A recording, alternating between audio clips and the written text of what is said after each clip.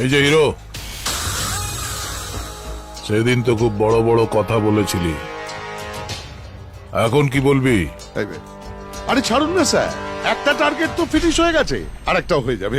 আসলে সুলতানের ইন্ডিয়াতে কাজ করার এক্সপিরিয়েন্স নেই তো, তাই। এক্সপিরিয়েন্স যখন নেই তখন তাকে দিয়ে কাজটা করালে কেন? গোটি খেলতে বলো, ভাড়াটে খালি করতে বলো, টিকিট ব্ল্যাক করতে বলো। ঠিক আছে ঠিক আছে, আপনি মাথাটা ঠান্ডা করুন। শান্তি, আরে স্যারের জন্য একটু কোল্ড ড্রিঙ্ক ফোল্ড ড্রিঙ্কের ব্যবস্থা কর না। কি অশান্তি, আপনি কোনো চিন্তা করবেন না। আমি এবার এমন প্ল্যান করেছি।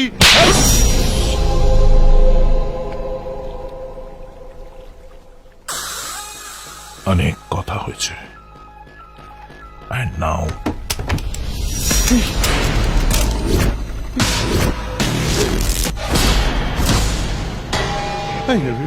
এসব কি হচ্ছে?